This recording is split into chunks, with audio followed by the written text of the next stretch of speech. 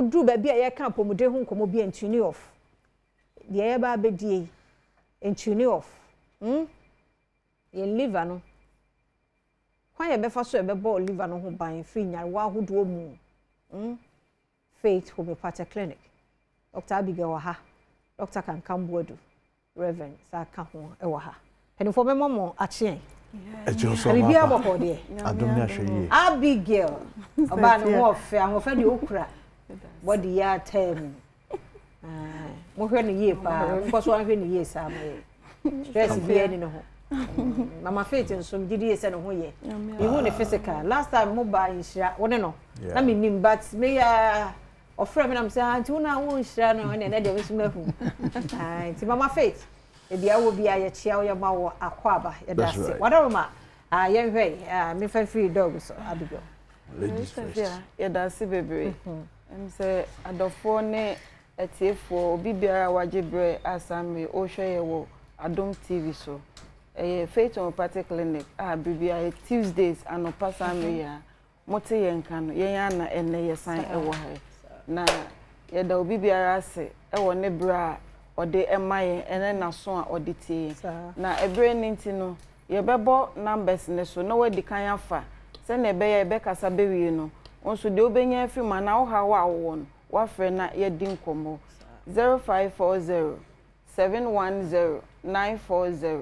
0540 710 940 and then if you am person menka bibi emfa yen liver no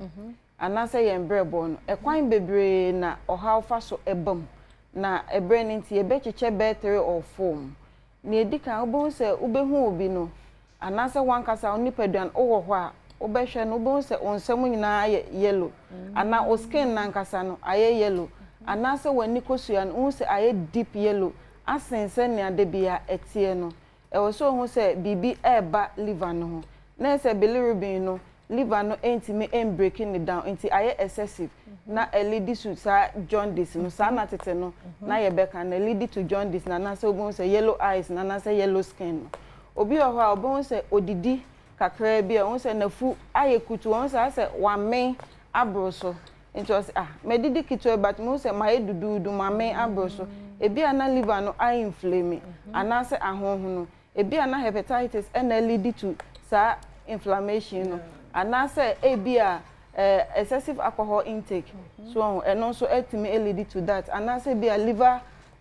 fatty liver and also etimi lead to sa nti abra wo ho ahun sa medidi wi a menye okay with me yefun no ase my heavy no now say o start say obeyin hwehwemu afa o liver no anase obi onoma osoyo say de bia mayemre anase of tired onye adwuma bia but ohun say wa bre wa week na o say ohun say liver no so e bon kan anase utumika eye hwehwemu bi efa liver no anase obi o badwunso bia no ohun say dwunso no any eye dark brown so ohun say eye dark brown enye urine no e color no efimret nti odwunso bia ohun say de dwunso no enitie enti moment abehun sansa krae no ewo mu no e wo so ohun say liver no anasa obrebo e bon kaye obi on so a the right upper abdomen no ne yefun so nifa no onya pains e wo ho pa enti no dodo na obi o se me yefun de ne ulcer but na nye ulcer bia liver no e bon kaye but we ya ye kan nyina ne se fia se oto na yo bi a ompe enhwehwemu eye e wo nipadua mu a se bibi e koso a unhu enu nti na ye cheche anasa ye masa symptoms ana signs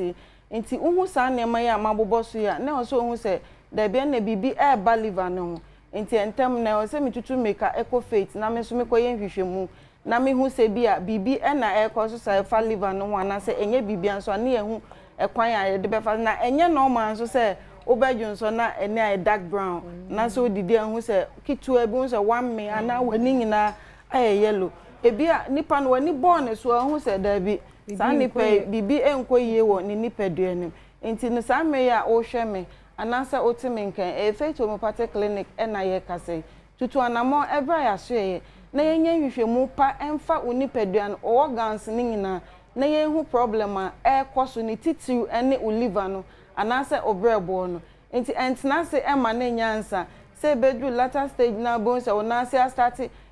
peja nipaduane ehunhunu wanimu duane nyina ehunhunu ansa na watu ho anamo enti kakra ya med bobosu hwe se ebi a start yew anasa wa start hu bia na mpo no se unhu bia bomodin se ubetu anamo because liver ne de vital organ na ekura nipaduane pa enti se timochi ubi eba ho a affect the whole body enti entina se ema no enyansa tutumika na behwehwe wudiem se bibi wo mu se bibi enimo na faith yenye ho adwuma ma enti me sign the number no atodwa biem 0540 0540 710 710 940 940 0540 0540 710 710 940 940 Nesafia enya no kwa obi oho a osori de bia osu ni su a osu nyina ne se ni nipadua mu nyina ehyehye no burning sensation eya de bia eye ya pa ma nipadua no unfele comfortable na de ehyehye de se wa eti se ne eja nti hwe se efi uti so besi ufom na de bia wo ho ehyehye de bia ho hyehye ebi a kidney ebo nkaye ebi nso ana enye kidney no na ye different organ anase system no bibi ekoso mu a enkoyi se ni nyina wa anya hwehwemu a unhu obi se migraines de bia obesori fikete so bia ne tie ne ya eniema bebre ene cause sa migraine anase headache no so nervous system enye adwuma yi a eno so etimi ma unya headache no anase sa migraine enti ni nyina se ne ye ka se wa anya hwehwemu a unhu obi aware dadadada onyawo de bia wachi waye nura ye bia na problem ba ko ne se ya na mema no omuhu ne se bia ema no na efi wom oben na nti achia ye nura ya no be man wa relax to but enye oba nkwa so na ewo be man efi ho na akoba no ana menu efi amebo sa enti ne se uja oba ne nkwa se onko na so wanye hwehwemu a ye be kwa ne asa be si sa neti enti me se mema no amoja ne nyina abomma ne so no me se onsutu ho na mo oba na ye bi Sestelan emma e was on so to one amo monfa mani enche faith ye hwehwemu sronko kra sronko e fa sperms ne ho na ye hu senia e koso e wo mu ntia emma nyinsen no na se okoba no nyinsen entimi ma na ya yeso adwuma e de ama entimi nua ma ne de maka ama mu mumpushi mema ne so atiko waka na onfa ene utie mi a mesro to anamo ebra faith ya so ye akra ha ye wo Santa Maria opposite Abuya Junction uko Kumasi a yewo ahinema kokobin 18 Koforidian so yewo Poly Junction ena akọ Takrade a yewo Anaji Police Station uko Bogoso so a yewo American House enti number no Reverend ebeto aso sa eja WHO rep wo